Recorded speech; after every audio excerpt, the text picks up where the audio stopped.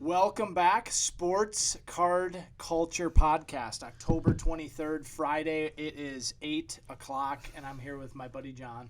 And we've been arguing for the last hour, so now I'm glad the mics are officially on. Welcome back, John. So we have been arguing for the last hour, and I keep telling you to keep a damn lid on it. It's really hard for John and I, part of me wishes the podcast was rolling the last hour because we've had some really good material and it was really heated. And I just had the greatest personal witness example of John being wrong coming not from me. Someone else affirmed my point right in front of me. And I wish you guys could have saw it on video. But let's be clear about something. Everybody's got to be wrong once. Okay, John. And so I'm 41, and it happened. Okay, okay. So mark this day, October 23rd, 2020. So go ahead and tell the story, and I'll riff off. John has had his first wrong. Okay, so and this brings up a bigger topic. As many of you who are card collectors know, right now the retail product is being bought heavily on the retail side, on the retail market, and then sold on the secondary market for a big markup, right? Correct. So that's the context for this conversation. So I come in here today with John. I'm trying to get my buddy, he's got a new business going. I'm trying to do him some favors, get him some products. So I just met with a friend who's one of the guys. We have about 5 distributors right now of people who are bringing us retail on a regular basis. And you call them distributors? Well, they're distributing. Awesome. They're dealers. I mean, they are distributors. They're dealers. I just think it's funny that you gave them a title. Well, yeah. These guys are out grinding. They're hitting the pavement. Just to be clear, so all the scalpers that they call them on Facebook. Sure. They're distributors. Okay, got it. Because they benefit our business. Sure. So these guys are the guys who go wait in line at Walmart and they, get the blasters, get the hangers, whatever. So I get some more Mosaic. I have a decent amount. I actually just sold out of, I think, all the hangers, but I have some blasters. And this guy I bought a bunch of it from him for $400. So I walked in here to John. I said, John, you know what? You're a good buddy. I could see you could use some of it on the shelves. I'll just offer all this to you for $450. I'll literally just take a $50 margin. It sells retail, I think, between $620 Yeah, you gave me all the prices. I'm like, that's cool. I gave them the prices. I said, here's where we're selling them at. Here's what I would do. An hour goes by. So wait. So now this is the part that you don't know. So then I go over to the desk because I know what I paid for it, but now I have to allocate costs in my inventory. Mm-hmm. So I'm trying to figure out the prices so that I can allocate the cost to attribute in the inventory. So yep. Then he's looking up what he's going to sell them for. Right. Instead of doing what a normal business owner does. And they look at what they bought it for, but I don't know and then they build in their margin. Let me finish. But wait a second though, because I have to figure out what I attribute cost to. Yep. I didn't know. I told you though, and I was going to tell you again, until you did. Okay, here's what he did. John pulls up eBay, and he goes, "These blasters. What am I missing? These blasters are selling for $30." I said, "What am I missing?" He goes, "What am I missing?" And I go. And here's the fatal flaw. Many of you have made this. John made it today, and he's going to be a great case study for all of you listening. You are not obligated to sell any of your inventory for the price of the most recent sale. Correct. On eBay. I do not disagree with that. Oh, you agree with that? Okay, I don't disagree with that. That's a good premise for us to start on. Okay. Secondly, there is a convenience that I believe this card store here in Columbia Heights, Minnesota, offers the person who wants to open the box now, well above waiting 3 days for Amazon or eBay to ship it. I agree with that as well. That's an additional cost. So there's all these things. First of all, you have the cost of what we you bought haven't disagreed yet. What you bought it for, what you need to operate on for a margin. Correct. And then the convenience you're adding to your customer. Correct. And the fact that you're also you're bringing a loyalty of every time your customer wants to open something, they can come and you have it. And I don't disagree with that either. Okay, so we have a lot of agreement. Here's where the trade went off the tracks. So he goes, "What am I missing?" I said, I got a price. What are you missing? And then what am I up to? I'm up to what I say, $370, and I was like, "That's weird." Or $390 or whatever. So these blasters are selling. What was the cost on the blaster that they were selling for? 40, 30, or 40? Blasters were. They were selling for 40. Hangers with 30. Okay, so these blasters that they were selling for 40 on eBay, I offered them to John at 40. Yeah.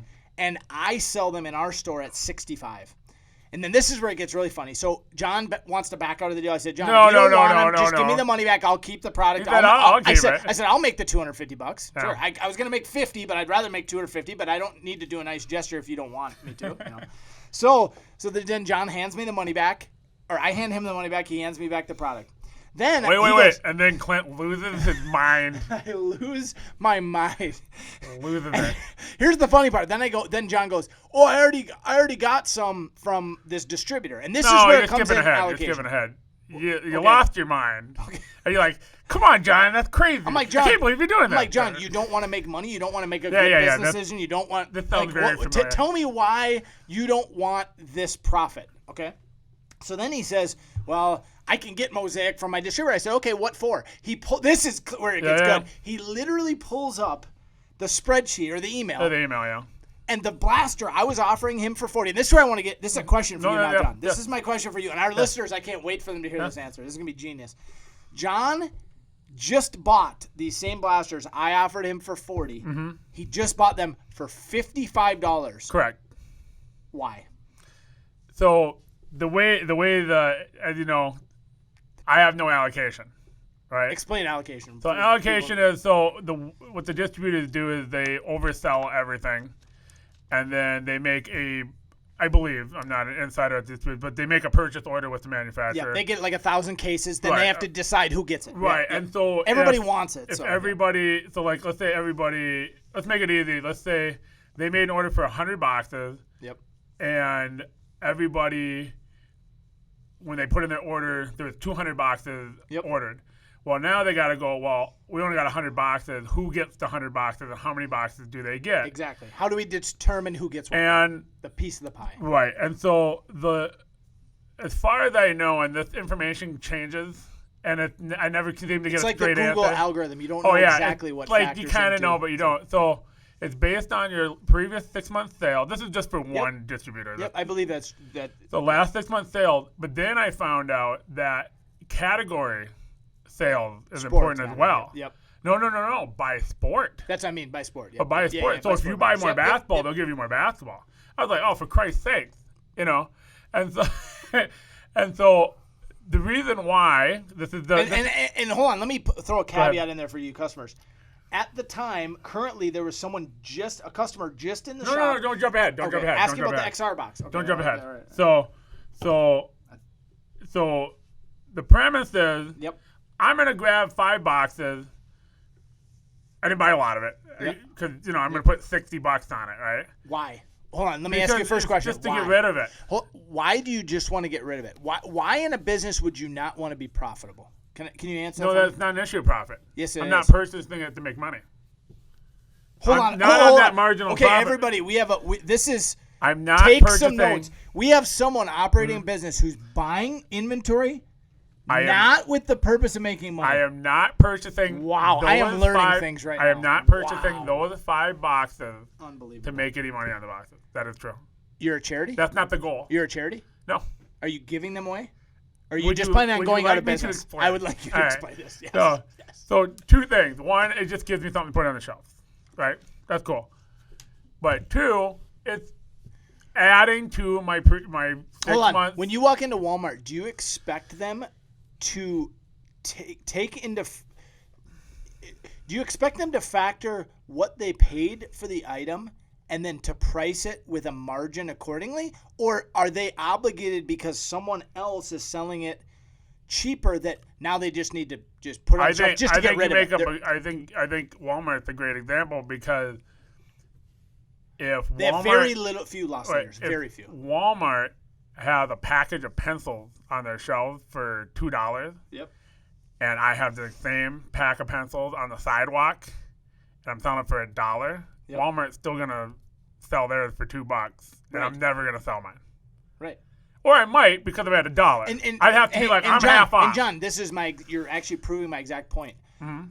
Just because someone sold one for eBay, on eBay for $30, if you had to buy it from me for $40, you should sell it for at least $60. And you should be confident you can sell it for $60 because the convenience of right now, if I was in Columbia Heights, I'm just going to throw out a scenario. Yeah. Your customer, let's say I live 10 miles down the road, and I want to open a box of Mosaic football tonight. Correct. What are my options? No, I understand. Can you explain to me? I understand that. So why are you worried about just selling, I think that's the point of the example I gave you. Yeah, I am. Walmart is still going to sell it most likely for $2, and I won't sell mine unless I aggressively price it. I don't think price is the issue. I think the fact that I don't think price is as But big it of is an the issue as because when you leave the house and you're gonna go shopping, Yep. you're gonna go to Walmart. Why?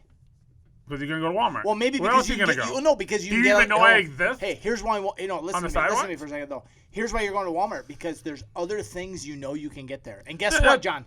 There's customers who come into this shop who are coming in for supplies because they can get the box, and they're coming to get the box because they can get the supply. And so it's all. I understand that. The more you can offer, but what I'm leading to is actually more you should. What charge. I'm leading to is. You have a shop that's been, and this is great, you have a shop that's been in business for 4 years. You have built up a large customer base. I do not have that customer base. Hold on, though. This is where it gets great, folks. Wait. I don't want to get there yet. I don't want to get there yet. You keep wanting your point right there is partly true, but I disagree. Okay, fair enough. So, but again, we're talking about perception and here's what you're doing, right? though, is you're making an excuse for yourself that you don't need to. That doesn't need to be your factor. You're running your own business. It's not about who else is doing what or what. It doesn't matter if I'm selling pencils on the street. You're confident yours is worth $2. You bought it and you need to make a certain margin, and otherwise you don't need to sell it. And the reality is, not selling it doesn't even matter, because then every time someone comes in, they know it's available. But that does matter. Having it available is actually valuable. No, it is. I agree with that. You passing on the deal, it's not only harmful because you lost opportunity for profit. You lost opportunity to meet the need of a customer, which is the point of a business. And I didn't disagree with that. I didn't disagree with that. Okay. All right. So then why? The other factor we're talking about, and I know it's not a lot of money. Okay. $450. I mean, it is a lot of money, but I live in a world where, like, I grew up really poor. $450 is a lot of money. I mean, $450. I don't want to down, but $450 is a lot of money. $450 is a lot of money. So then there's an issue of carrying costs. So I go, okay, I buy this. So you'd rather carry those blasters from the distributor at $55 than the ones from me for $40? No, at $300 instead of $450. That's still a big deal to me. Yeah, but you don't have them tonight for someone who walks in here who wants one. I understand that, but that risk of carrying product that I can't move is far more. But I don't think you want to let the fear of that keep you from a good business decision, right? Today you had a business opportunity. I put it on the tee. I gave you a slow pitch softball, and you decided not to swing, and I'm just baffled. But so here are the factors. The factors are, I know it's not a lot. It's not move the needle for that one purchase, but there's allocation implications. Small, but I think those are over $150 difference in carrying costs. But there's actually a bigger margin per sale on that. Yes, you're not wrong. Yep. The carrying costs, and two, this is not the reason, but the reason why I think we're having the big disagreement is once you've built up your business, you can carry so much more. I agree. And I totally get that. Is minimal. I totally get that. And tell me how many blasters have you sold at 65 that you told me? I'm going to try not to exaggerate. I've probably sold, let me think. I've sold between 50 and 70. 50 and 70, and they're at 65. So I know what they're worth. At 65. I know for a fact, they're routinely selling for 40 to 50 on eBay. Yeah. And so that's really impressive, and that's awesome. And here's one of the reasons why. For the first time, for those of you listening, this was not a thing 2 years ago, where you would literally walk into a Target. There might be one product. There might be one product that, like Prism, okay, you can't find it.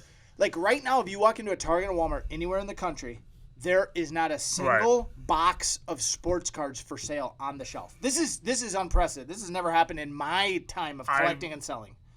No, never And happened. so what's happening is you have all these people who are waiting in line, buying these products, and I realized this for the first time when I actually sat in line. I sat in line for an hour. Somebody had the tip that they were coming, and there was 8 of us by the end. Yeah. And I think they brought out 8 blasters, so each one of us only got one blaster. So the reality is, I spent an hour of my time, and I got the blaster for $20. Yeah. To be honest, to make $20. I would have rather walked into my store, your store, and paid the $60 to get 2 or 3 of them, and not had to deal with the chaos, right? And so. Like, I don't think we should think, oh, yeah, just because Target sold it at 20. Yeah, but do you realize the labor that goes in? Like, you can't, your time is more valuable in the store. Yeah, than that's why I don't Target. go to Target. That's why you don't do it. And that's why I pay the quote-unquote distributors. the dealers. Some people are going to be very upset with you calling them distributors. That's why I pay the distributors to go out and get it. And you know what? They should make money for the time. Absolutely. And you know what? If I don't buy it, and we had somebody actually reach out to us on Facebook, and they like accused us as being the like scalpers of like retail and why they. I said, you realize if I turned them down and said, you know what? I have a moral obligation not to buy these, for whichever crazy reason you want to, imply. The reality is, if I don't buy it, someone else is going to. Absolutely. To think one person can control the market as though like us buying it is driving everyone to buy the retail. It's actually the exact opposite. It's because the collectors want to open it. Yeah. That I'm buying it. I say that all the time on the Facebook page. I'm like, if you just don't buy it, then you're fine. Like, you don't have to pay $60 a box if you don't buy it. And then if enough people did that, then the fact that people are frustrated that it's not there tells me they want to buy it. Oh, right. So it's actually they're actually proving their own point. So now let's get to the part that happened. So right before the podcast starts, I get a phone call from a customer, and we're setting up the podcast, and he goes, "Hey, I want to stop by and buy some Pokemon." And I was like, "Cool." Well, I said we're doing a podcast, but I'm not leaving, so come on by. And then so I'm selling Pokemon, and the box of all the Mosaic is that he next turned to down. my that we end up not doing a deal in. He goes, "Hey, is that for sale?" And I go, "Hey, Clint, you want to make a sale?" And I went, "Thank you, John. I will happily sell." And so what I did is I literally sold the guy an absolute mega and a hanger. Literally 10% of the value. What was the percentage? What were we at on those? I'd have to do the math. I sold him the two of them for 125 or 120. I gave him $5 off. It would have been 125 is what I think you would have priced him in the store. Probably. And it cracked me up because literally one sale, you would have already had over a quarter of your carrying costs back. Yes. And you still would have had all the other inventory for tomorrow and whatever. Right. And I actually think you'd actually have it all gone by the time the blasters come from Southern next week. Well, here's the thing. That's very possible. Yeah. But again, we're talking about anxiety. We're talking about risk of carrying costs. Yep. So let me ask you this. Well, wait. Okay. The biggest amount of anxiety I have is going too far with cash flow and getting into a bottleneck where that's the killer of the business because I don't have enough capital. And I would say if you were going to put that money towards 1990 Topps sealed sets, you have a problem. No, right. When we're talking Mosaic football, it's the hottest single product in sports cards right now currently on this date. There's nothing hotter than Mosaic football. So I think your concerns are okay when they're directed towards higher risk inventory or slower moving Well, here's inventory. The thing, though. We're talking about a product that's selling for – you're selling it for triple retail. Yep. There's a risk of a slide of that. Now, is it going to happen this weekend? Probably not. Nope. But it could. And then I might take a $100 hit. It's not a lot of money again. But let me ask you a question, actually. This is to our – But that's where the anxiety comes in. Do you think the market could turn that quick? No. Not necessarily. I don't think it could. It can. It can. But here's the bigger risk. And let me say this. The bigger issue for the collapse of the market is not an oversupply. It's if the demand shrunk, and I'm seeing demand increase. Okay. Not but here's the risk for me. Yep. Would the market change in one weekend? Probably not. But is there a chance that for a week I just don't sell them? Or for 2 weeks I don't sell them, and then the market changes? There's a risk of that. Sure, but then why are you in business? If you're not willing to take the risk in your market, here's what I don't understand. So you would rather lower the carrying cost by 150 and make no profit. Yes. You're stupid. That is the stupidest thing I've ever heard. You'd rather what's more risk? Okay, hold on. So let me give you two scenarios. I'm going to put out the numbers. So one scenario is you spend $300 with the risk of losing $300, and or the gain of making nothing. Sure. Or you risk $450 and adding on to my or you risk $450 with the possibility of losing $450 or making $250. And with no additional possible allocation with that. I don't think you should literally put any value on buying 6 blasters as increasing any allocation. Yeah, I mean, you're arguing that I don't put any on the 5 blasters, but it's another add-on. But in other words, you know what I would have done? The moment I walked in with those, if I were you, I would have bought those, and I would have walked over to the computer, and I would have sent an email and said, I'm going to cancel the blasters. No. Because those aren't going to increase your whatever. And No. and I would not have paid $55 for them because you could buy them from Evan on the street. No, I could buy them on eBay for 40.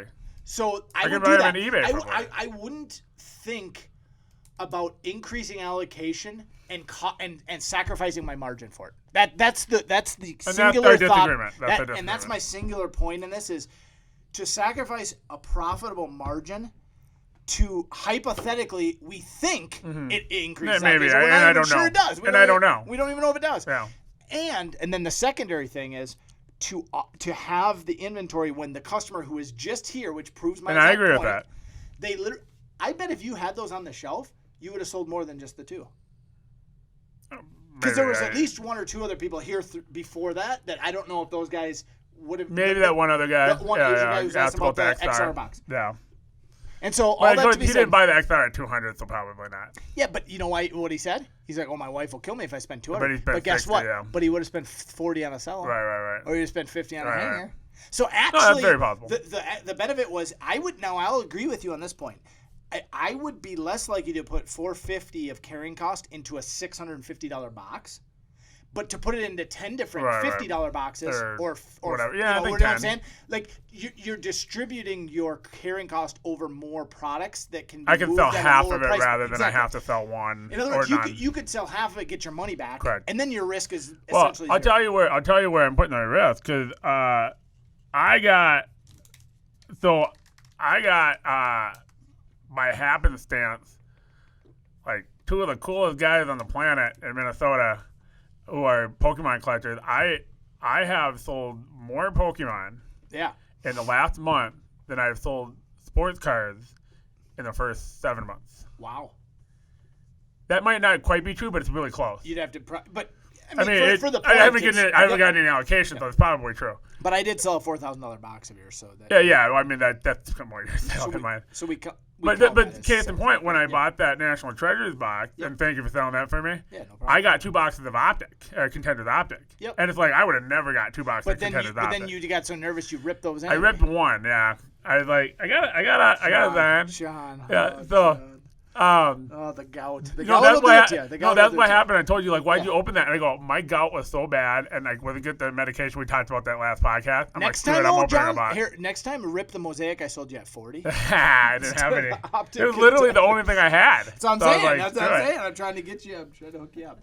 Anyway, so that's the whole. And I know some of you guys related to retail are frustrated with, but you know what? We're frustrated too. But you know what? This is the sign of a strong market, meaning there's a ton of demand. And we talked about this before we were on air, which I don't think markets die because of simply an oversupply. I don't think you can literally oversupply a market. Like Tesla, I don't know what's their market share. I could pull it up. They probably have, I'll actually tell you right now while we talk. Guess how many shares Tesla has? Well, no, finish your point because I got something to say. So I'm going to tell you right now, Tesla has 33.7 million shares. Yeah. That is a ton of supply. But the demand is so strong that those shares right now are selling for $420 a piece. So the supply of something, if demand is increasing and steady, increased supply does not always equal a drop in price even. So I don't think. But so the reason why, so you said this right before we started, and I wanted to say something. I was like, I'm gonna wait for the podcast. Yeah. Is here's the risk in sports cards. We talk a lot about SWOT analysis. Yep. And so for those of you listening, let's describe strength, weakness, opportunity. A SWOT analysis is just if you're assessing a business or you're assessing a situation, you describe their strengths, you describe the weaknesses, you describe the opportunities, and describe the threats. The strengths and the weaknesses are usually linked.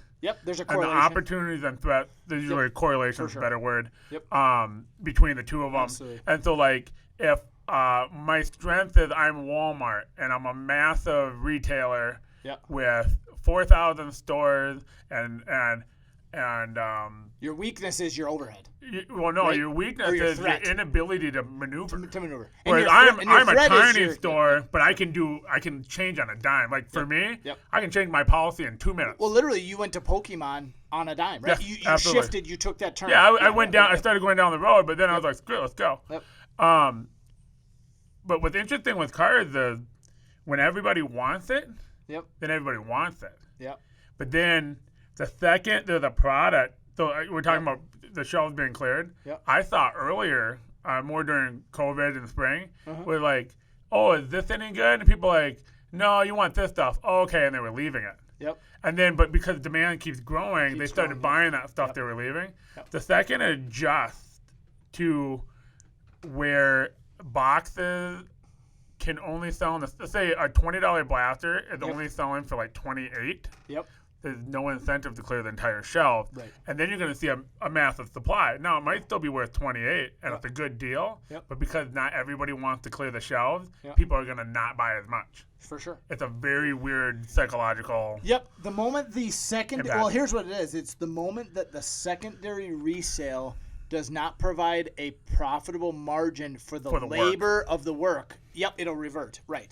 And because there's some on the shelves, you're not going to want to buy it, which is asinine. Right. It's just we're all complaining that we can't buy it, and then the second you can buy it, you go, well, nobody wants it, so I don't want to buy it. I'll say this much, John. This actually happened to us in a real life example last weekend. I think I bought Mosaic from like 3 or 4 people, and then I was gone Saturday, and Mike texted me. He's like, another guy came in. I bought another 40 blasters or something. Because he's like, and here's what I'll say this much. A year or two ago, we might have been like, oh, we got enough. But part of it is I'm like, it's selling. Mm-hmm. There, even though there is some carrying risk, the reality is like the Mosaic basketball felt the same way during the season. There was a continual supply of it, and then guess what? It dried up to the point where now I have people asking me, do you have any Mosaic? But let me ask you something. First year you guys were in business, the same thing was happening, and you had same cash flow and the same capital. Would you be more nervous about those 40 blasters at that price? Here's what I would have done, actually. What I would have done is there would have been 2 options. One, I would have been like, I'll consign them. Mm-hmm. Or I would have said, as soon as I sell my last 25, I'll call you and I'll buy them then. Yeah. You know what I mean? I would have just said, literally, let me just sell what I have. That's where I'm at. Whereas now I'm like, I'll just take them because I know they're going to sell, and guess what? We're almost out of them. Now here's the thing. Except for the fact that John graciously gave me some back. Well, no. Here's part of my anxiety. Part of my anxiety because of the Pokemon. Because of the Pokemon following I'm starting to get. Yep. Oh, by the way, I stopped talking about that. 2 guys. I'm not gonna say names. I don't know if they'd want their name on here. They probably do. So I'll mention it. They come in the store and tell me I can say your name. These 2 guys. They came in just on a whim. Yep. We started talking. They live locally? Or? Yeah, one lives like right around the corner. Okay. Nicest guys. They have a Facebook Pokemon group. Okay. For the Hmong community in Minnesota. Okay. And like they're sending people to me all day long. Like nice. All day long. I'm selling. Word of mouth is. I'm reordering, and they're doing it, not by accident. They know they're helping me. Yeah. That's nice. I haven't done anything for them. Like, I mean, I have fun. But you've been a good. They've had a good time here. You've been a good supplier, seller, business. But they didn't know me from anybody. But I do. We're gonna help John, you out. I do that all the time with businesses that I have no personal relationship. Right. They actually have a relationship with you, which is rare. But you got to imagine all the work I put into this to have a stranger just go, yeah, we're gonna help out your business. Like, what the heck? That's awesome. Yeah, that is so cool. No, that's the fun part about the business itself.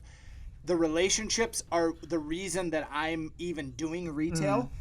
I would literally like the relationships are the enjoyable part of it, right? The social interaction, and that to our point, this is almost coming full circle. The reason I would rather walk into a store and rip a blaster with my buddies and shoot the breeze and argue LeBron and talk the World Series and politics and the election, all that. Is because that to me is more enjoyable than saving $15 on the blaster and getting it mailed to me from Amazon. Opening it in your living room. So here's the deal. Exactly. Vivid Voltage, which is the next Pokemon release. Okay. Which I got real excited about talking to these guys because one of the things I said was because they were teaching me about Pokemon. I didn't know what the hell I was looking at, and I go, And we were in a long conversation, and like I probably talked to him like I met him a month ago, maybe 3 weeks ago. I probably talked to these main two guys like 8 hours now, like just hanging out and talking about Pokemon in the shop. And I go, every time I see Pokemon cards, I go, you got to help me with something. Like everybody's looking for the Charizard, and I go, here's what I don't understand: Charizard's not the best Pokemon. Like I never watched the show. You mean my nephew's in it? But I mean, he's not the best Pokemon. Like in the game to play the card. No, he's not the best Pokemon. He's not the most favorite Pokemon. He's the most collectible only. No. He's the most valuable. No, well maybe. He's the most valuable. Well, yeah, but he's not the best Pokemon. Right, so who's the best Pokemon? They don't correlate. Who's the best Pokemon? I have no idea. Pikachu's the best Pokemon. Pikachu? Okay. He's Ash's friend. He's in the show. I don't even know what this all means, John. Okay, so I don't speak Russian. All right, so I know some. So Ash is the main character of the cartoon. Okay. And no, Pikachu wait, did the cartoon start this whole thing back in the 90s? I don't know what came. What the came cartoon first? was first, and the cards came second. Okay. I believe, but okay. Fact check me on that. Yeah. Nice. But Pikachu is his homie. Okay. Pikachu's in every episode. Right. Charizard, not in every episode. I don't think. I doubt it. And is it because the card that Charizard was like the hardest to get? No, you want to know why? Yeah. I go. So what's? So I said it just like that, and I go, Pikachu is. He's like, yeah. And I go, how come he's never worth anything? Right. He goes, there's never been a rare Pikachu card. Mm. And then he goes, we had just got done talking about Vivid Vulture. He goes, Vivid Vulture is gonna have the first, like, hard to get Pikachu card. Wow. And I was like, that made me go, ding ding. So now Pikachu's value is gonna increase. I mean, across all of for the first, like, really, first edition Pikachu, like, so obviously By valuable. the way, last week we told a story on this podcast about your nephew with the yeah. Blastoise card. So look at, listen to episode 2. Guess what walked into the shop and I bought this week? What's that? A Blastoise. Oh, did you really? Not a first edition, but a shadowless, hollow, whatever. But I don't quite understand. It's in awful condition. It's gonna grade like a 5. It's terrible. But it made me think of you. I'm like, he said this is worth a lot. This is a really bad condition. More than $100, right? But in that, and this is a topic I want to have you ask. But here's the thing. So we do that. And to you, this is not a lot of money. And I don't mean that derisively or divisively. It used to be. I mean, like different. Yeah. For me, it's a way bigger amount. But I remember when it was. I have $3,400 in pre-orders on Pokemon, and I should get all my allocation. Yep. That's a quarter of my operating capital. Right. I'm doing in this one product right away. Yep. Whereas when I started, it's like buying a case, which is $500, was like nerve-wracking. Yep. Now I got 30 blasters. And is this because they already pre-approved? No, just because I'm feeling like, okay, so I'm gonna have a big party on release day, and I'm doing all this, but I feel when is release day? I feel 13th of November, but I feel more confident spending $3,000 plus because I can feel like the market's there. Let me ask you this. But part of that is I got 3,000 out there. That's out there. I gotta pay it. But let me ask you this. What came first, these customers or the allocation? The customers came first.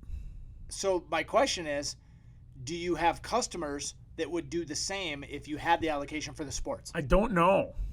Because I've gone so long getting so little allocation. And there's no way to know until you do, right? Right, and I do, but I don't. Because I'll get one box, and the box, well, of course I can sell one box. Right. That doesn't mean anything. But I could reorder Pokemon. But let me ask you this: Are you selling that box for top dollar because you're only getting one? Because you should be. No. If you're selling wrong decision. Yeah, fair enough. I mean, fair enough. And I'm telling you that because just because you know your margin, the very fact, if I only had one, I would be well above. Yeah. No, I mean, so let's say for XR, it's at like 240 on blowout. 240. If I only have one, I'm selling it for 250. Okay, fair enough. Or 260. Yeah. If I have 20 of them, I'm going to be at where I'm at, 225. Mm-hmm. Now, I don't understand why, because you have 2 of them, that you're actually lower. Explain that to me. Just getting the money back quicker. See, but that's not the goal. I understand. The goal is to make, because let me say this, if the goal is to just get the money back quicker, why buy it in the first place?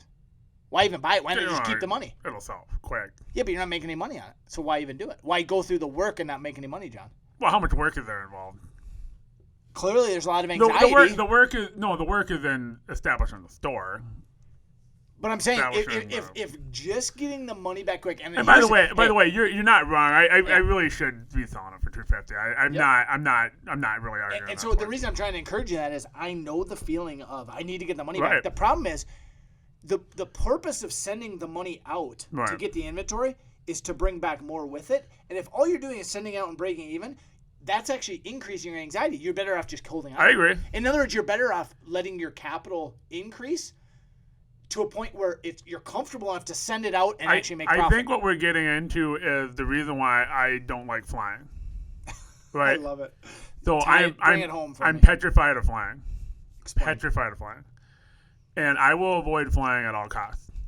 Okay. And I know full well that flying is a billion times safer than driving a car. Yes. I know this. This is not like I'm unaware of this situation. Of how many people? And by the way, when I almost get in an accident, I go, "Oh, that was interesting." That's my reaction to it. Right. I go, "Oh, okay." That happened every day. Whatever. Once a month. Okay. But if there's a little turbulence on a plane, I will freak out. Like my wife screaming. My wife, no, not that bad. But my wife wanted to fly with me for years, and we never had a trip. And the first time we flew together, there's turbulence. I'm squeezing her hand. I'm white knuckling the seat, and she goes. After we get down, she goes, you were acting so badly, I started getting scared. My wife is not afraid of flying even a little bit. You literally scared her. I scared her because of how scared I was. So let me ask you a question. But here's my point. Yep. It's completely irrational. Yep. And so a lot of what you're saying to me is you're like, well, you're telling me I'm being irrational. I agree. Okay. I agree. It's good for you to acknowledge it. And I agree. For those of you listening, I'm not condemning John Ford. I can relate to it. And I'm actually encouraging those of you who are experiencing similar fears that don't allow them to rob you of an opportunity. Actually, I think when you feel that anxiety and that stress in a certain area, I actually view that as an opportunity. Oftentimes, and this comes in the spiritual dynamic, there's actually, in other words, like if you think about a military battle, the area where you get the most resistance is the area where you probably have the most potential to overtake. In other words, like sometimes, what did military commanders call this? There was always a decisive battle that they would highlight that if they won this battle, it equaled winning all these other battles because of morale or no, because of strategy. Like in other words, if we win this, we're gonna get all the. It's kind of like if you're playing the game Risk, so like you get Australia, like a stepping stone battle. It triggers all these other events, and I think actually in business it's often true where like you have this one opportunity, and when you seize it, it produces like this ripple effect. I think what's happening too is I just told you about the Pokemon, and it's like I got 3 out at Pokemon, and that's coming due 3 weeks. And so my anxiety is high. I mean, I'm pushing this party, and I want there to be some hype. I want to have some fun here, for sure. And but my anxiety is super high. And I think it's fine for you to say, you know what, I have this opportunity in Pokemon. I'm going to take this opportunity. Right. But what I don't think you should do then is buy a blaster for $55.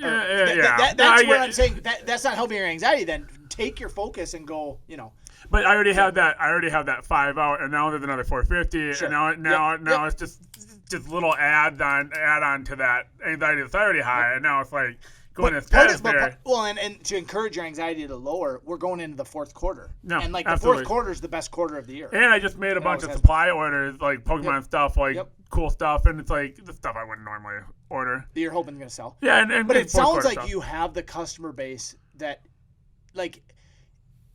It shouldn't be a problem moving. Really, I mean, to be honest with you, the thing that's going to help my allocation the most is the Pokemon. If I can sell enough Pokemon, because it's not like a 1-to-1 thing, like you have to buy basketball to get basketball. Sure. It's weighted. So basketball is going to get you more basketball, but if you buy 5 times more football, then you will get more basketball too. Switching gears. I assume. Switching gears, two topic. One came to mind related to the oversupply. Today I did an interesting study. Mike and I were talking at the stop, and I was like, I wonder how many more Prism Luka rookies have been graded than LeBron Topps Chrome rookies. So LeBron's Topps Chrome, his standard card. So he has a Topps and a Topps Chrome. Base card, not refractor. Base card, not refractor. I actually looked at both the refractor and the base on both of them. So 2003 and 2018 are the 2 years we're talking about. 2003, There's about 5,300 base LeBrons graded. 53. Okay. 5,300. And with Luka, there's about 23,000 Wow. base graded. Okay. So it's about 4.5 times as many. Then I looked at the refractor, which is equal to about the silver. There's about the same amount, about 5 times. There's about 500 LeBrons, and there's about 3,000, about 3,300 Lukas. Okay. But then here's where it gets interesting. So you think, okay, it's 5 times, you know. You think, okay, it's 4 or 5 times the amount. But then this is where it got interesting. I looked. Guess how many? I want to hear your honest reaction to this. Guess how many different color parallels there are in 2018 Prism of one player. Oh Lord. Let's say Charles Barkley, or any rookie. You like the print run or graded? No. How many different colors can you get? Silver, black, blue, I don't know. 18? 18. Orange ice, red 18. ice. Low. 23. 25. I counted. So you not only and guess how many there were when LeBron in Topps Chrome? 3. There was 5. Gold, black, X-Fractor, refractor. X-Fractor, refractor, and base. So you had 5. So you not only have 5 times as many base being graded of the base, you have 5 times as many of the total supply. So now what should that tell us as investors? LeBron's a better buy. LeBron's card and LeBron's career is far more established. Yeah, Luka's got potential, but LeBron has. It's done. Like, it's established. He's won 4 titles. Now we get into a topic about how everybody wants the new thing. So everyone wants to buy the player they're watching, and with the chance of it going up. But the reality is, LeBron, mathematically, if you look at supply and demand, should be worth more than. In other words, a base Topps Chrome LeBron should be worth more than even 5 times. Let me ask you a question. Luka, right? What is a PSA 9 LeBron Topps Chrome? They're about 5,000. 5,000. I just sold one for What is 5. a PSA 9 Luka Prism? I think a Luka, man, they're moving a lot more rapidly than LeBron. Right. I think at the peak they were 1,000. I think they're down to about 600, 600. Is that right, Evan? Do you know? Yeah, about. I think. Doesn't that math play out then? No, because. Well, with the exception of that, LeBron is established. He's a guarantee. No, because the. Okay, so here's sounds like that math works. No, but here's where the math comes in. So there's 5 to 1 base, but then you have 25 colors. So if you look at the total overall, but we're gonna have to know how many are in those unnumbered colors, though, too. Well, there's 23,000 base, so I would guess a lot of the other numbered colors are going to be percentages. Because of that. black's the 5, not moving the needle. No, but there's like orange ice. There might be 3,000. We don't know what they are. Yeah. And green, there might be. I 5,000. think we got to figure out. I think we should dive into this more and do more math and figure out how many we think of all the parallels they are, and really see because in other words, with all the colors of LeBron, you literally have blacks are to 500. Yeah. X-Fractors are to 150. Golds are to 50. So the literally you have. X-Fractors were hard. That's why I didn't remember there were X-Fractors. X-Fractors. Because I've seen blacks. Yep. Okay. So it actually, in rarity, it goes base, refractor, X-Fractor. black. No. But normally it's X-Fractor. Normally, this one, it goes black's 500, X-Fractor's 150, gold's 50. Okay. And then there's the 101s. Right. No, yeah, normally it's X-Fractor, refractors, and X-Fractors are a little more rare, but actually, not that much. I take that back. I don't know if there is a Topps Chrome 101. Superfractor. They might not be. I don't know. I don't think there is. I think that year 50 was the lowest. 304. I think 05 they started with the 101. So, but here's 2 thoughts. Here's my other question for you, and I'd love to get your point of view on this. Do you think there's less Topps Chrome cards made because the demand for cards in 2003 was lower, and they didn't think they could sell them? Yeah. So do you think there would have been more colors? And if so, let's say no. Let's say cards were booming. Let's say cards were booming like they were in the 80s and 03. That's a different issue. Does Topps Chrome go, we're making 8 different colors now? That's a different issue. Okay. So the supply thing, the supply is lower because the hobby was smaller, and they're gonna. So the goal of the goal of a manufacturer is to make X and sell X. Mm-hmm. At least, if the best case scenario, you make X and then the demand is X plus. Yep. But you at least want to sell X. The colors the reason why I'm saying no, they wouldn't have had demand been higher necessarily. I mean, they could have, but because the extra colors are just a progression of. So we start with Topps Gold. Yep. And then we kind of move on, and then there's refractors, and then let's add another one, and then add another one. And then people start doing rainbows, and let's do more colors. And now I want to do more parallels per box, so I got to make more colors. And so I think that progression happens on its own. Sure. So even if demand stayed the same, I still think we have 25 parallels. Okay, you think we get there even without that? Okay. They're going to make less, and the numbering is going to be smaller. Yep. But we're still going to have 25 parallels. It's just a natural progression. And then I also wonder, though, like... I think. Well, and here's why this all got brought up today. Someone called me, and they said, we got some Mosaic basketball. Mosaic basketball retail has been... How long has it been since you've seen any, Evan? May. So May is when it basically stopped being on the shelf. It just got re-released. More. So my question is, did they reprint a bunch more? Or did they hold some back? Didn't you say that you went into a Target and you saw a bunch back there that's just been rotten? Yeah. So Evan somebody though thinks upon... No, Evan works the Target. Okay. And this was, what, a month ago? Yeah, it's apparently the factory, because of COVID, held some of it back or something. Shut down. Okay. And so he had told me a month ago. So we don't think Panini's running another print? No, because you can't. Why? We've talked about this before. Why? You can't on retail you can because there's no serial numbered. You can't get any serial number, period. Can you? Yeah, you can. There's no way you're not ever getting a serial number out of a blaster. Yeah, autos though aren't numbered generally in Mosaic. I was trying to think if there's any numbered. Well, that's ultimately the argument. If there's numbered stuff and they're seeded at a certain rate. Chronicles, there's no numbered stuff. No, that's true. I mean, there's.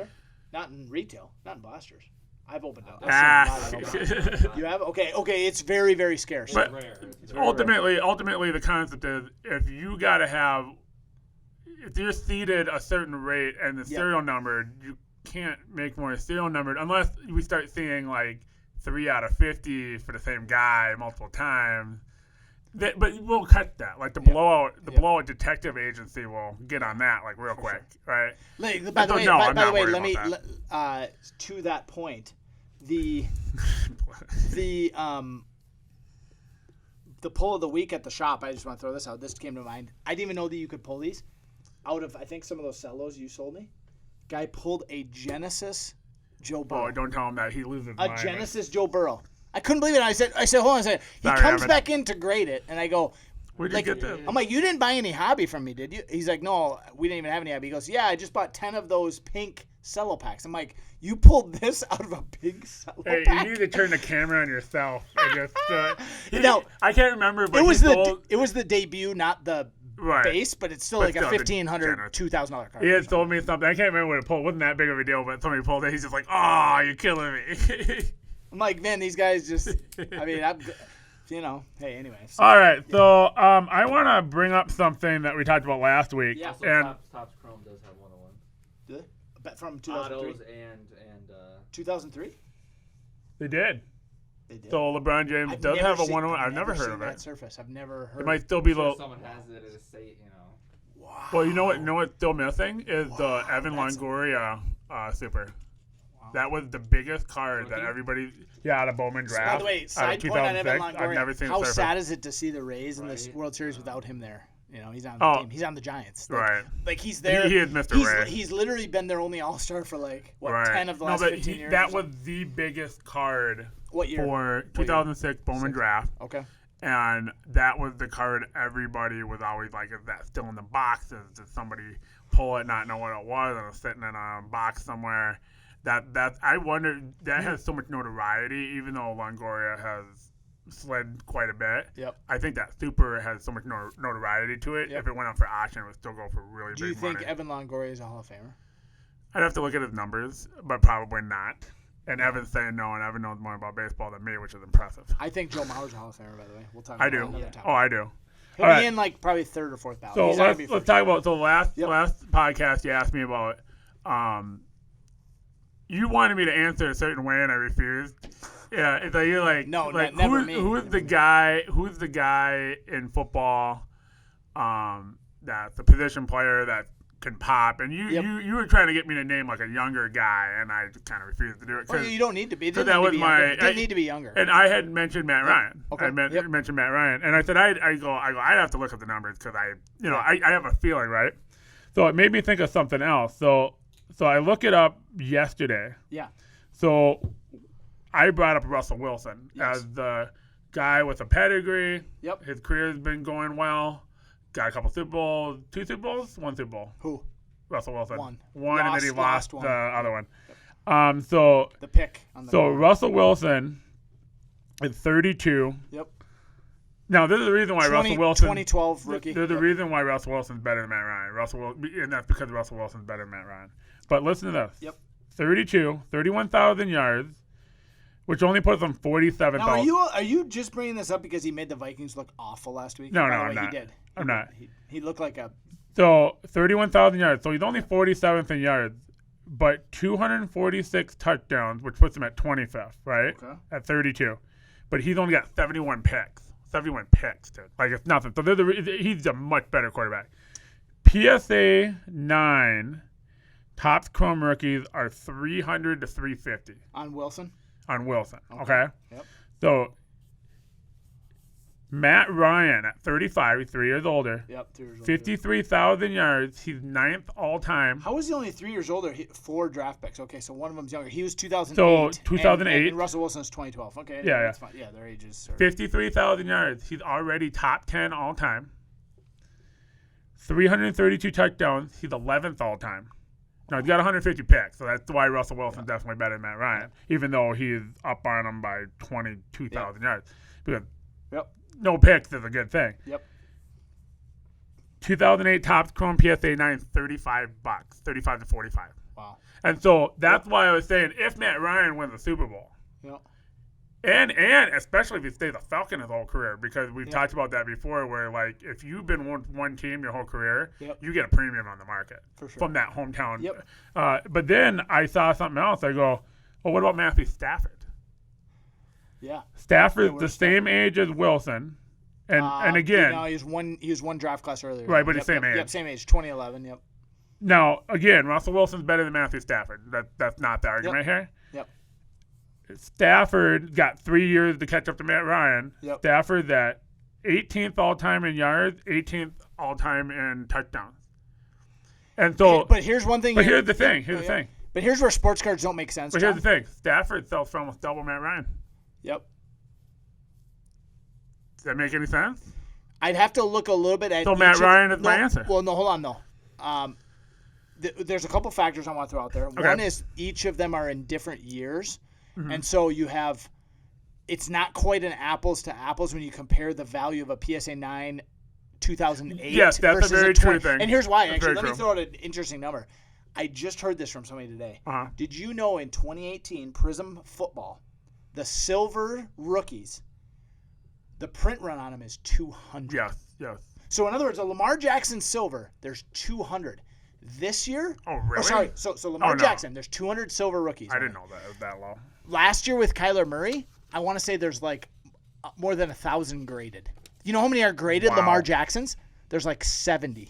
So in other words, the problem is you can't go Kyler Murray silver, Lamar Jackson silver. But I'm going to argue that 2000, and I don't know the answer to this. Yep. But we're talking a year apart. Yep. Production numbers are probably very. They're pretty close. Now let me throw in a few factors on these guys why I think value is different on all of them, and I think these are the obvious Well, no, ones. Russell Wilson is way better than. But you also have Detroit as a dumpster fire. Yes. For collectors.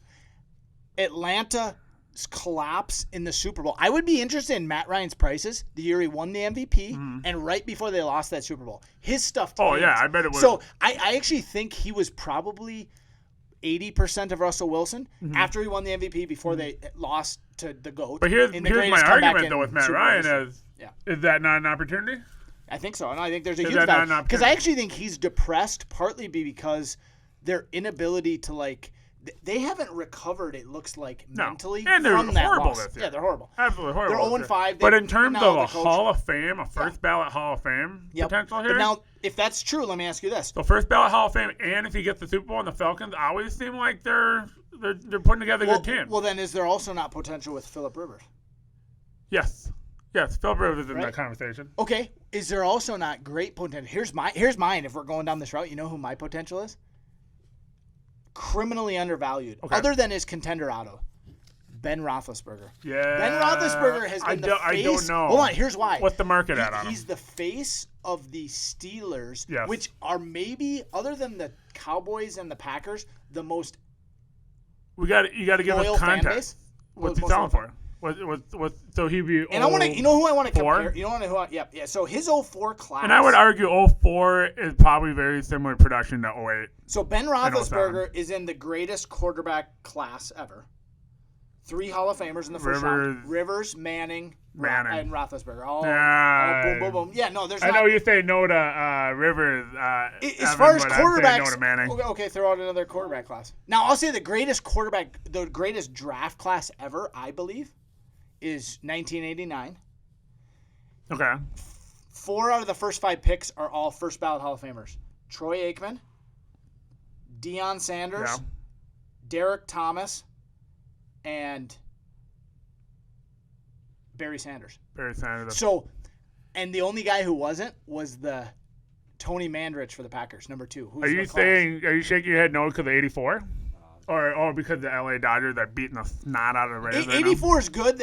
There's just 2 of 1. them. I mean, there's just 2. Okay, so here's some context. So a PSA 10. Yeah. Ben PSA 9 because we've been talking about 9. PSA 9. Okay, I'll give you a PSA 9. PSA 9 on just his tops paper. Or are you do Googling top Chrome? Do top Chrome. We can go more apples to apples. Ben Roethlisberger 9 tops Chrome. Sold for most recent, I want to say $275. So here's the thing. Yep. Is he criminally undervalued when Matt Ryan's at $40 and Russell Wilson's at $300? He's only selling at like a 10% discount of Russell Wilson. Here's where he's undervalued.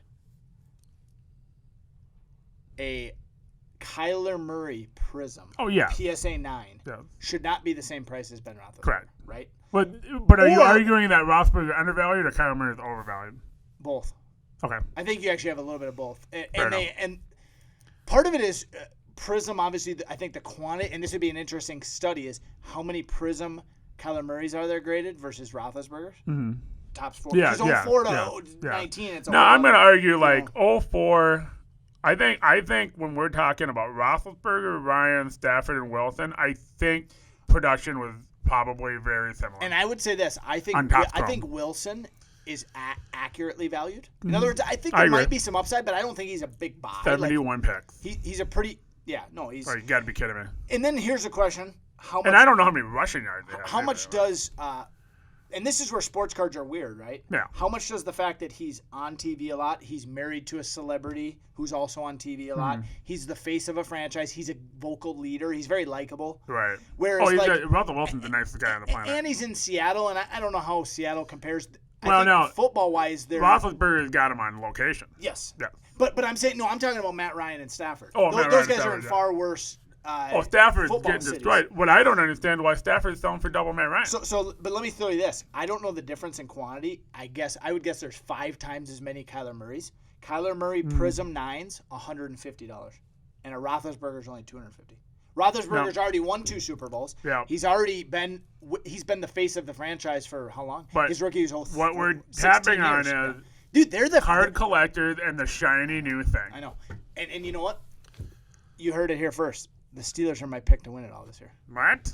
All right. Watch out. The Steelers. I think the matchup this week with Tennessee and Pittsburgh is going to be a great game. The AFC, I believe, is going to win the Super Bowl. I don't think the NFC has a team that's like even a real threat against the Chiefs or the Steelers. Dude, what if Kyler Murray wins it all? And then did you really going to be undervalued on Roethlisberger? I mean, don't get me wrong. Kyler Murray, I see why people are excited about the shiny, but he's the shiny new thing. It's not a good in terms of a really shrewd investment. Yes, Kyler Murray shouldn't be a target. No. It should be unless Matt you're Ryan. It should be Matt Ryan. It should be Roethlisberger. It should be Russell Wilson. Unless you're literally buying it, grading it, and flipping it. Yes.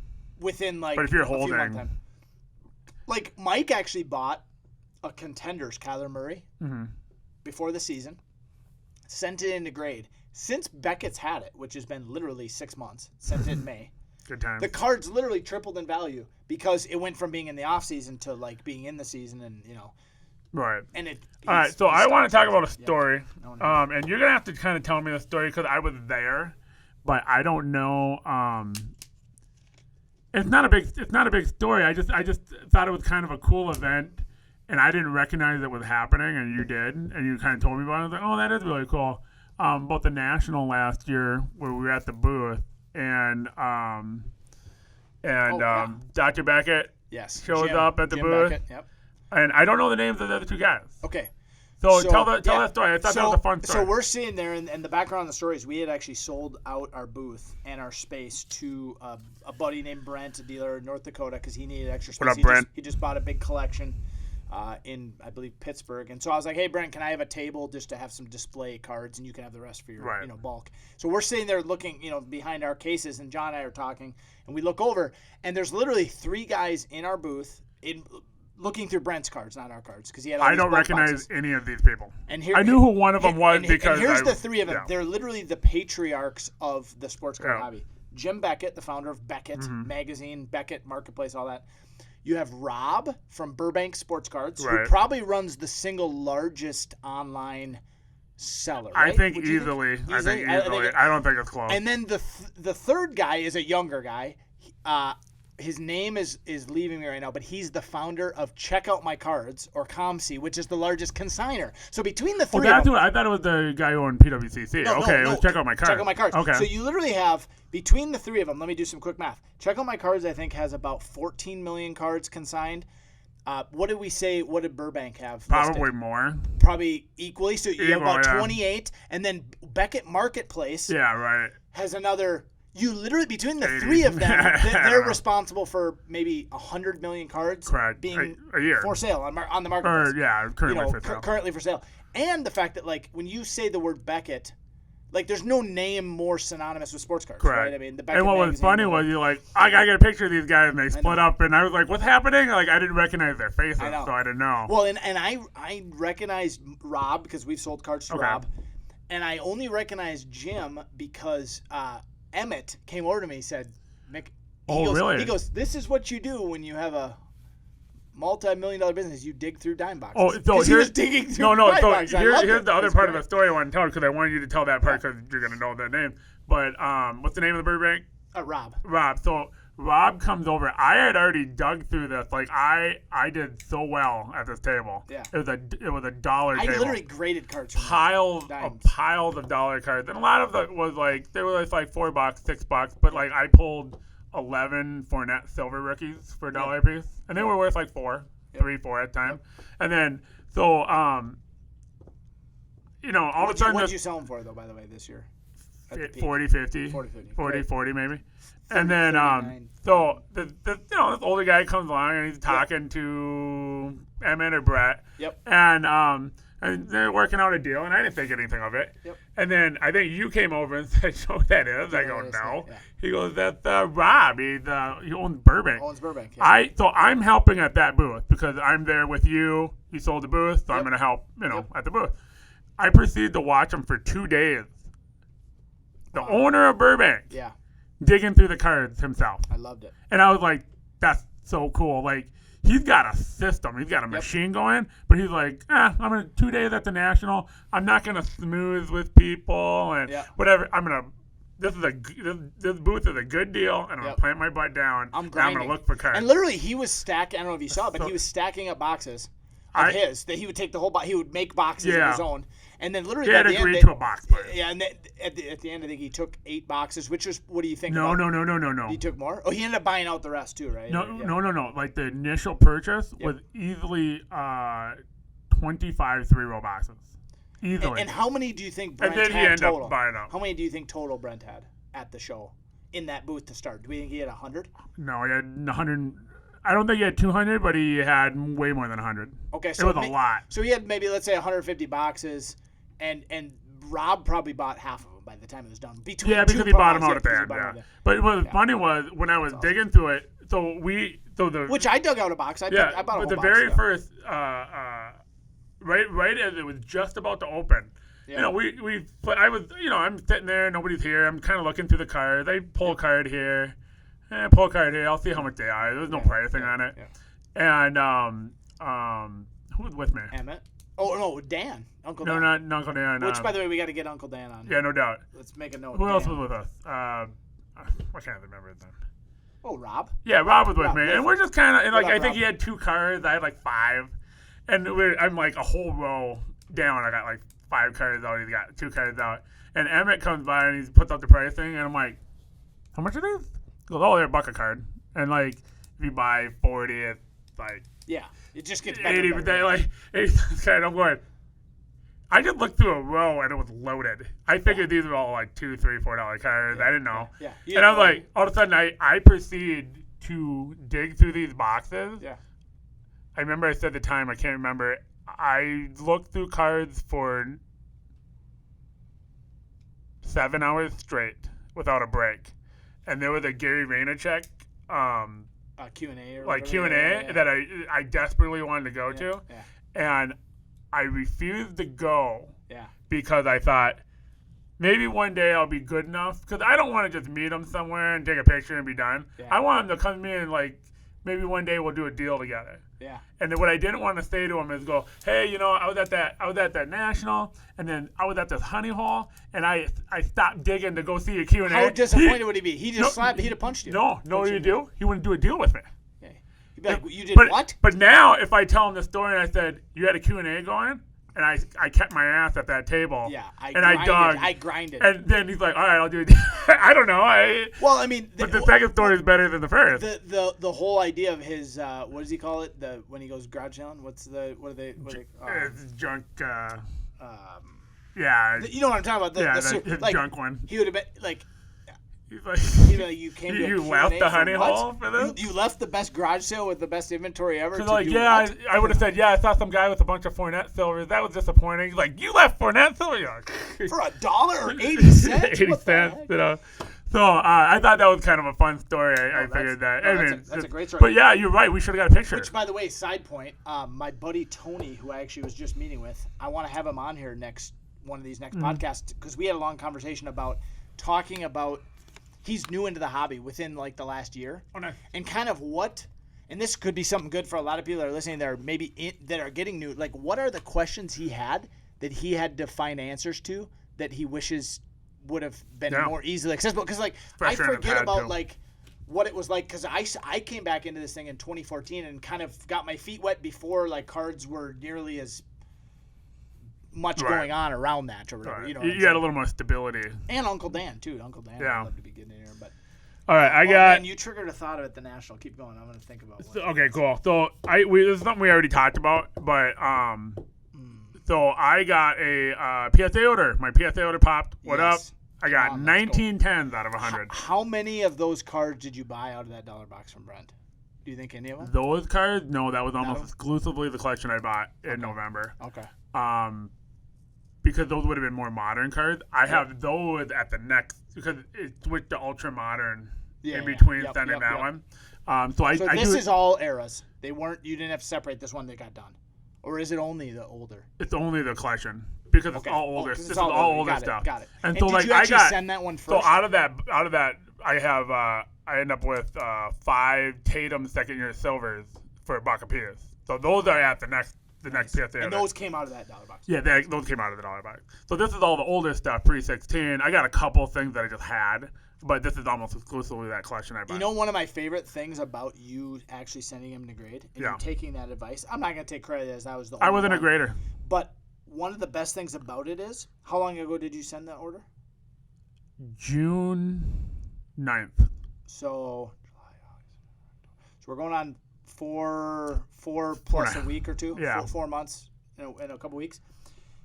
What do you think the prices, not graded? Let's say you would not have graded them, but you would have held them until now.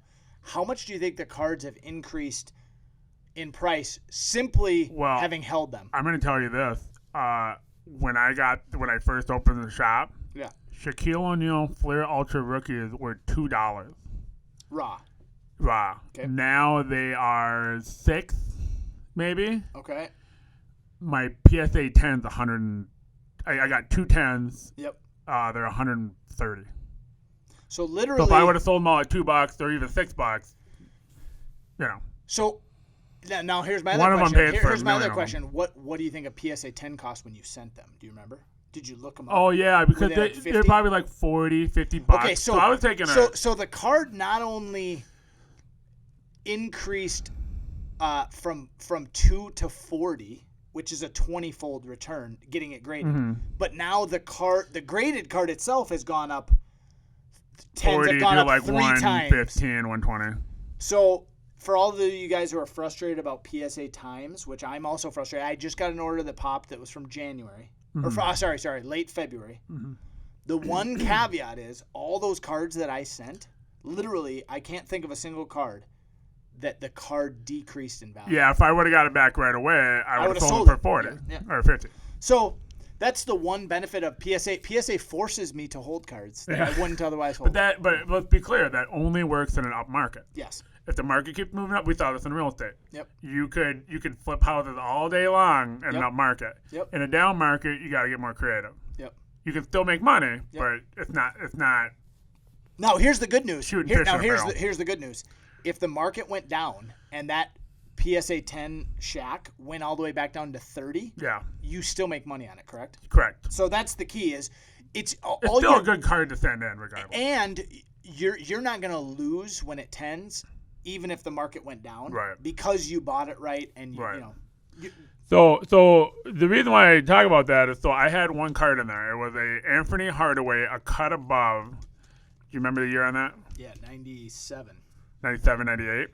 97 EX, a cut above. I'm pretty sure I just So listed a Grant this Hill. card I got in that collection. Yep.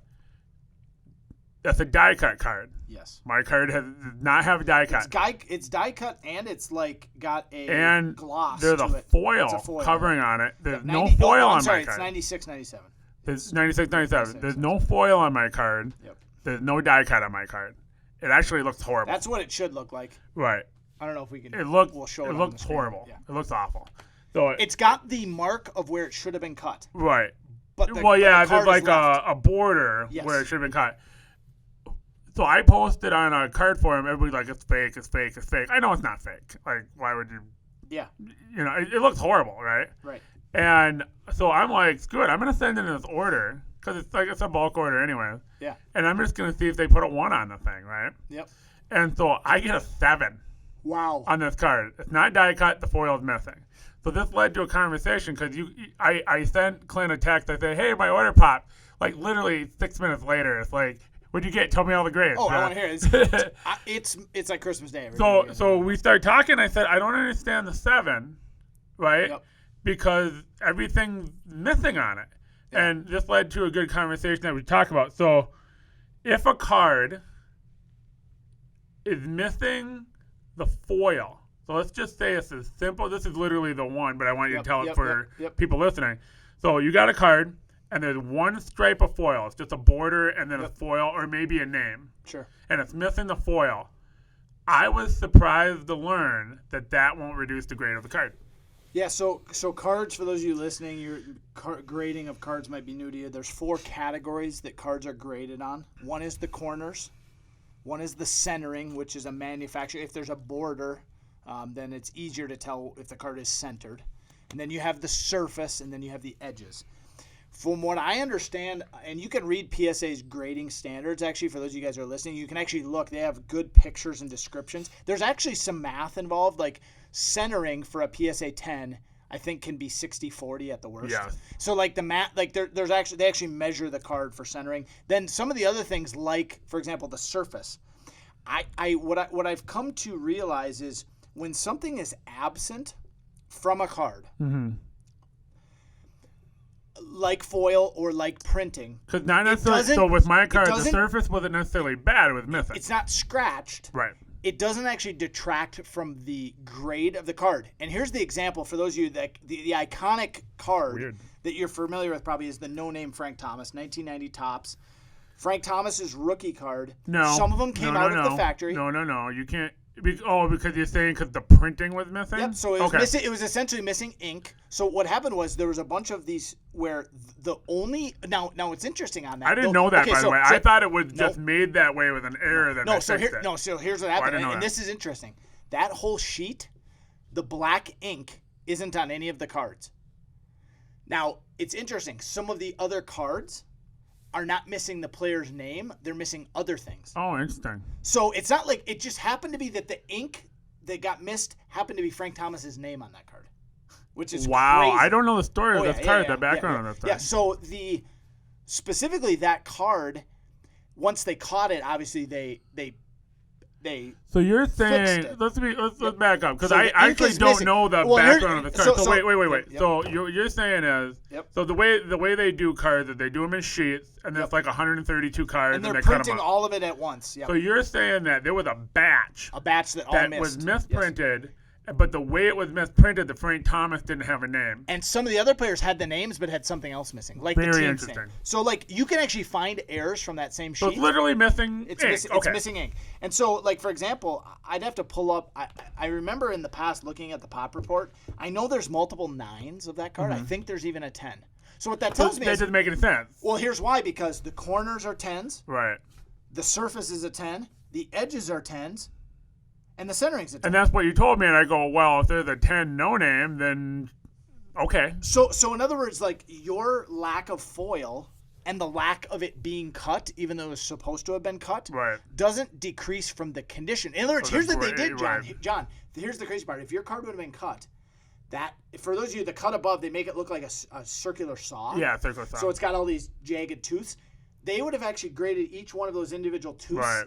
The benefit for you is the card didn't get cut, so all they graded was the edges and the edges of the edges were horrible, and that's why I got 7. But think about it, you actually benefited from them not That's cutting funny. it, even though, and it didn't diminish the condition of the card from a grading perspective. Now, I do believe there's cards where, like, too much of the printing is missing, where they may not grade it. They may say altered, to the point where it wasn't. Yeah, it was mine's too big missing of an error. 100%. But it was too big of an error. Yeah, but it's not missing the distinguishing factors of the card. In other words, the brand, the name, you know what I mean? Interesting. And so And I don't know who at PSA and how they determine which errors they're going to grade and which errors they're not going to grade. Well, no, it's interesting. And so that Anthony Hardaway is like a $500-$600 card. And we talked about pricing because it's so weird. Yeah. I'm going to put $1,500 on it. Yeah. Because it's a 1-on-1. what else are you going to get? It might not be a 1-on-1 because we did find another player out of that set that had the same problem. Yeah. And we think that we asked around to a bunch of different customers that you had. And I think I've settled on that they were backdoored, that it was a stack of defects and then somebody pocketed them. So there would be multiple players out there. Right. Yeah, it's very interesting. I would be curious to know if PSA discloses on their website, which I haven't looked for a while, what determines whether they'll grade a card or not grade a card. Yeah. Because, for example, for those of you listening, I don't know if you guys are familiar with the Star basketball set. Yeah. So Topps lost the basketball license for the NBA in 1981 was the last year, I believe. You're going to know better than me. And so until 1986, when Fleer got the license, there were no licensed NBA cards other than Star. And so Star was not regulated, and there was a lot of inconsistency on the size of the cards. I've actually had a Star set before, a complete set. Mm-hmm. And you could look across the box of the set, and you could see different – they had them organized by team. That was how they came in team sets.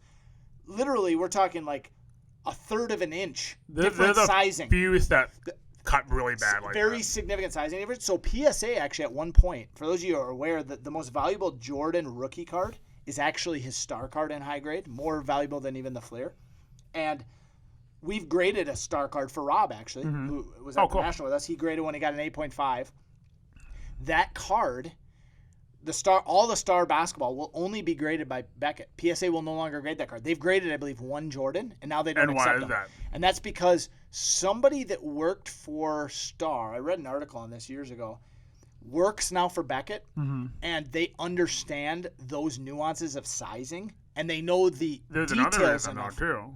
Star started reprinting the Jordan. There's a ton of fakes. Yeah, Well, is it a fake? it's a second run or whatever. The second run. Yeah, I mean, it was made by Star. Yeah, and I don't think those are being graded. And that's PSA one of the, didn't want to. And so what you're saying is not only they know not the only nuances. does that guy at Beckett know, he also maybe can identify the second run. No, I think he trained their staff on Star. Can you They'll grade 'em, do you know if you can recognize the second run? I believe so. Oh, so that's I've okay. had one that was not authentic. It didn't pass with Beckett, and they didn't might have say been a if, second run. they didn't say if a second run or not.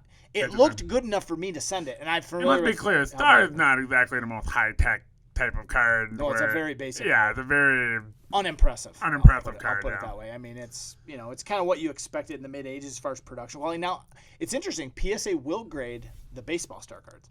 So like I've sent Bagwell rookies, okay. and those from like the He's minor league. 91. It's the minor league Yeah. star.